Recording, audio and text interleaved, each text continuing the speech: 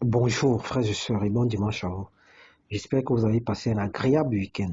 Le thème que nous allons développer ce matin est intitulé Vivre sous sa grâce. Vivre sous sa grâce. Vivre ici, c'est être en vie. Vivre, c'est exister. La grâce renvoie à une faveur accordée librement. La grâce est un don. La grâce est la manifestation imméritée de l'amour de Dieu envers les pécheurs que nous sommes. Prenons l'exemple d'un condamné à mort. Lorsqu'il est gracié, il sortira à coup sûr libre de prison, malgré ses mauvaises actions. Ce ne sont pas ses œuvres qui le sauvent, mais la grâce du chef d'État ou du roi.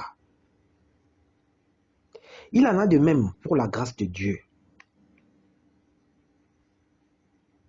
Le psaume 103, le verset 11 déclare « Sa grâce est insondable, supérieure à tout. » Sa grâce est insondable, supérieure à tout. La grâce de notre Dieu va au-delà de ce qu'on peut imaginer. Elle comble ses enfants à chaque instant. Car même lorsque nous sommes dans le péché, lorsque nous sommes dans la condamnation, lorsque nous sommes dans l'abomination, dans l'esclavage, dans le rejet, seule la grâce de notre Dieu a la puissance de venir nous revêtir, de venir nous restaurer, de venir nous laver. Seule la grâce de Dieu anéantit et efface les blessures et souffrances. Sa grâce nous suffit, frères et sœurs. Ce n'est pas sa grâce que bon nombre d'entre nous, nous arrivons à nous nourrir jour et nuit, sans travail, sans rien. Mais la grâce de Dieu fait en sorte que des femmes sans mari, des veuves, des femmes qui ont à leur charge de nombreux enfants arrivent au travers d'un petit comptoir à nourrir plusieurs bouches. C'est la grâce. Cela n'est pas donné, ce n'est pas facile. Ça paraît anodin, mais ce n'est pas facile. C'est par la grâce de l'Éternel que tout cela est possible. C'est par la grâce de l'Éternel que les paralysés vont retrouver la vigueur de leurs membres, la vigueur de leur vie, que les aveugles vont voir. C'est par la grâce de Dieu. Ce n'est pas par nos œuvres. Ce n'est pas parce que ceci ou cela. Non, c'est par la grâce de l'Éternel. Et c'est de cette grâce que nous parlons ce matin. Parce que cette grâce est un don. Cette grâce est une bénédiction. Cette grâce est le moteur qui motive toute intervention divine. Vivre sous la grâce, c'est vivre par l'esprit et suivre la loi de l'esprit dans nos vies. Vivre par la grâce, frères et sœurs, bon nombre d'entre nous, nous vivons par le biais de la grâce jour et nuit. Tu n'as personne, tu n'as pas de papa, tu n'as pas de maman, mais tu arrives à survivre. Le souffle de vie lui-même, le souffle de vie accordé jour et nuit est une grâce, est une bénédiction. Quel est le prix que chacun de nous, s'il fallait payer le prix, s'il fallait payer le souffle de vie, combien devions-nous donner? S'il fallait payer le souffle de vie, combien devons-nous donner, frères et sœurs, pour acquérir le souffle de vie, pour qu'il se renouvelle jour et nuit? Voilà les grâces de l'Éternel. La vie même est une grâce. C'est les grâces de Dieu. Aucun homme n'a cette capacité. Aucun homme n'a ce pouvoir. Seul Dieu fait grâce à ses créatures, fait grâce à ses enfants. Et lorsque nous avons reçu cette grâce, préservons-la. Ne faisons pas en sorte que cette grâce soit vaine, que cette grâce soit sans issue, que cette grâce soit une grâce focalisée sur la souillure, sur la débauche. Mais cette grâce doit plutôt nous interpeller à la sainteté, à la pureté, à la repentance. Et cette grâce a été attribuée aux hommes au travers d'un loup tribut. Notre Sauveur s'est fait malédiction. Notre Sauveur est mort sur la croix du Calvaire afin que nous puissions être sauvés, afin que nous puissions revêtir un habit nouveau, être une pâte nouvelle. Donc, faisons attention lorsque nous avons reçu la grâce de Dieu, que cette grâce ne soit pas vaine, que cette grâce soit un témoignage vivant du sacrifice de notre roi de gloire. Frères et sœurs, soyons une pâte nouvelle.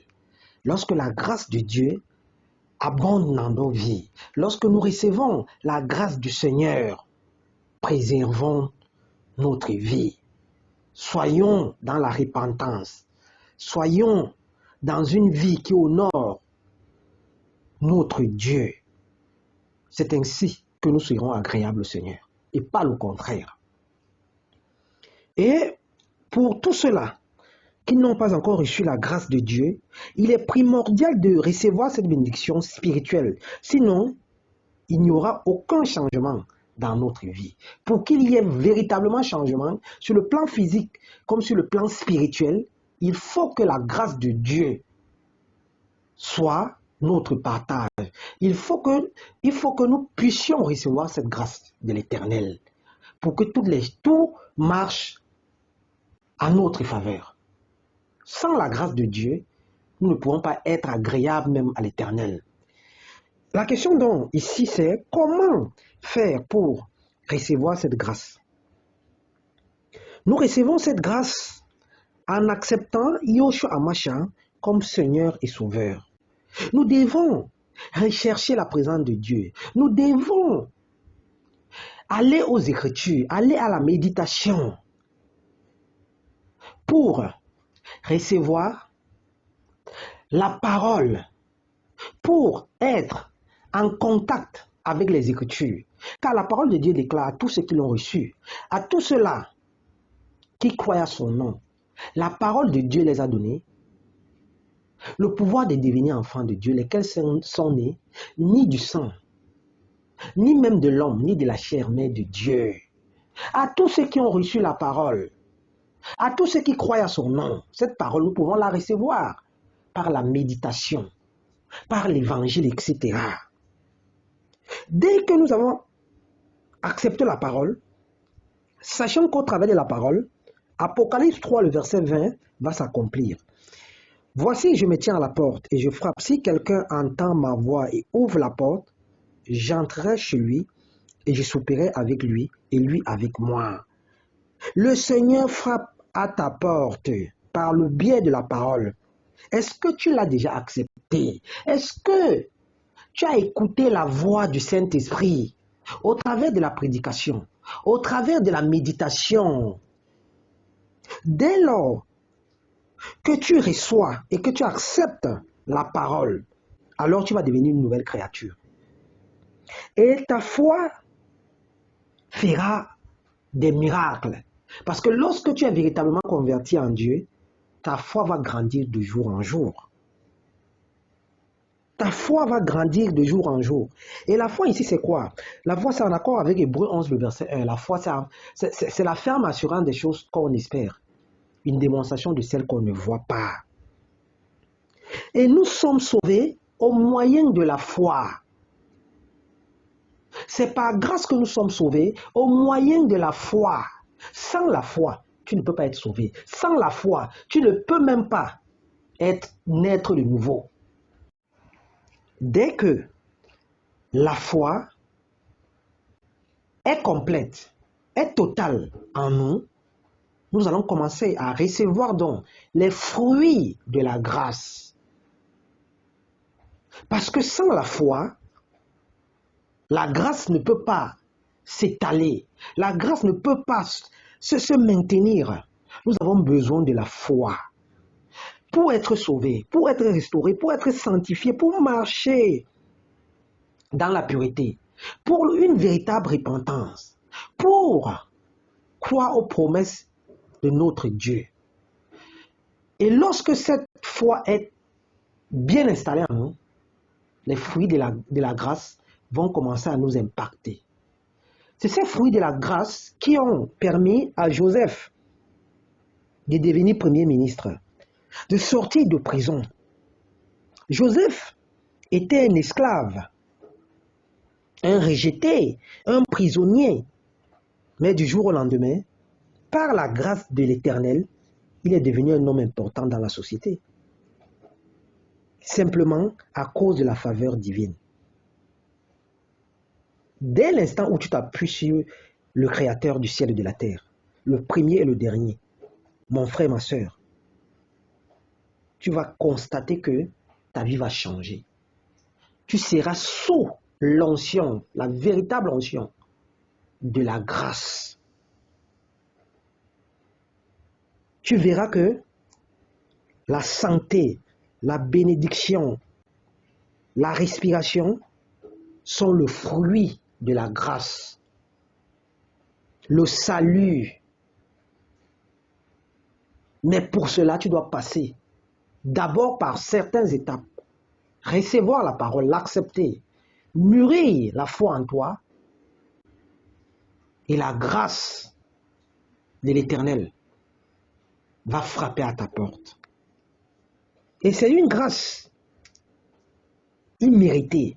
Car Éphésiens 2, le verset 8 à 9 déclare, « Car c'est par grâce que nous sommes sauvés, par le moyen de la foi.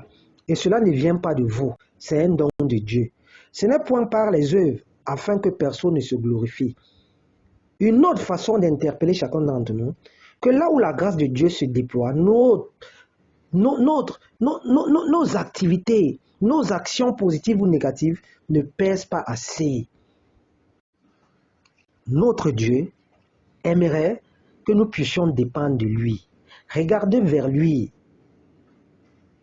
afin que sa faveur divine éclaire nos pas. Vu que notre Dieu est essentiellement amour et miséricordieux, afin que nul ne se glorifie, afin que nul ne vole sa gloire, afin que nul ne soit enflé d'orgueil.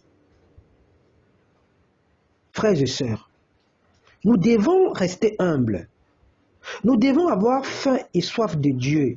Nous devons rester dans les bonnes grâces de l'Éternel. Nous devons garder les préceptes de Dieu. Frères et sœurs, le Seigneur aimerait que nous soyons comme des nouveau-nés, qui dépendent de leur maman, qui dépendent du sein maternel. Oui, nous ne nous appuyons pas sur notre sagesse, sur nos beautés, sur nos avantages, sur nos atouts, sur nos possessions. Non, dépendons de Dieu.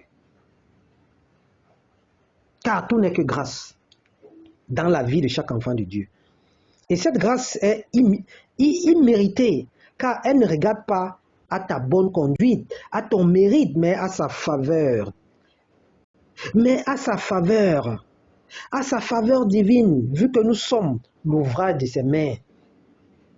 Et nos péchés ont été crucifiés par lui sur la croix du calvaire, afin que nous héritions du royaume au moyen de la foi, au moyen de la repentance. Et c'est par grâce que cette maladie incurable, qui te malmène de gauche à droite, va guérir, alors que les hommes ont déjà désespéré pour ton cas. Sauf que le Seigneur n'a pas encore dit le dernier mot. Par sa grâce, tu seras restauré. Tu seras restauré, toi qui es stérile. Toi qui es stérile, tu seras restauré. C'est par la grâce de l'Éternel que Sarah a fini par accoucher. Notre Dieu n'abandonne jamais ses enfants. Mais nous avons besoin de sa grâce pour qu'il puisse agir en nous. Et lorsque tu auras accouché, toi cette femme stérile, lorsque tu auras une progéniture nombreuse, tu sauras que ce n'est point par tes œuvres que tes entrailles, longtemps bloquées, se sont finalement ouvertes. Mais c'est par sa grâce. C'est par sa grâce de faire de toi une mère d'enfant. C'est par sa grâce de faire de toi une femme jovial. Car ton héritage, c'est grâce sur grâce. Et lorsque nous recevons cette grâce, ce n'est pas pour rentrer dans la boue, ce n'est pas pour rentrer dans les ténèbres, ce n'est pas pour rentrer dans l'obscurité du vieil homme qui se corrompait encore jadis, dans des convoitises trompeuses. Mais c'est pour être une véritable pâte nouvelle. Ce n'est pas aussi le fait de recevoir la grâce ne veut pas dire se laisser emporter pour dire ah, j'ai la grâce, donc je peux tout faire. Non, ce n'est pas de ça que nous parlons. Cette grâce doit être préservée, elle doit être purifiée, elle doit être l'objet de protection. Nous devons nous souvenir des souffrances que notre Sauveur a eu à endurer sur la croix du Calvaire, afin que nous puissions recevoir cette bénédiction. Oui, c'est par grâce que les moqueries, les rejets permanents vont te quitter. Car le Seigneur va décider, à son temps à lui, de te restaurer. Est-ce que tu vas mériter cela? Est-ce que quelle capacité tu vas mettre sur pied pour te sortir de cette situation, pour te sortir de la prison? Tu n'as pas les moyens nécessaires. Mais le Seigneur, par sa grâce, va te tenir la main, il va te laver et il va te restaurer pour que tu sois un monument de gloire. Ce n'est pas par tes œuvres. Qu'est-ce que tu vas donner à Dieu? Qu'est-ce que l'on peut donner à Dieu pour mériter les bienfaits de l'Éternel? Rien du tout. Nous ne sommes à la hauteur de rien. Donc, restons humbles. Lorsque le Seigneur agit pour nous, restons humbles, restons dans la prière, restons dans le jeûne, restons dans l'espoir, l'espérance. Restons des vases disponibles pour la gloire du roi de gloire. Ne rentrons plus en arrière, ne rentrons plus dans la souillure, ne rentrons plus dans la débauche. Nous sommes une pâte nouvelle. Et la grâce de Dieu est palpable et manifeste dans la vie de chaque enfant de Dieu. Nous la recevons jour et nuit. Nous ne pouvons pas compter les grâces de l'Éternel dans nos vies. Il est là à tout moment pour nous tendre la main. Il est là à tout moment pour nous montrer que nous sommes véritablement ses enfants. Mais lorsque cette grâce est à nous, il ne faut pas la dilapider. Il ne faut pas qu'elle soit vaine dans des choses sans intérêt qui ne glorifient pas l'Éternel. Soyons dans la sanctification, dans la pureté, frères et sœurs. Restons fermes, restons dans la persévérance. L'Éternel est proche, le roi de gloire est proche et son avènement sera manifeste et palpable. C'est ce thème qu'on avait à développer ce matin. Bon dimanche et bon début de semaine. Merci.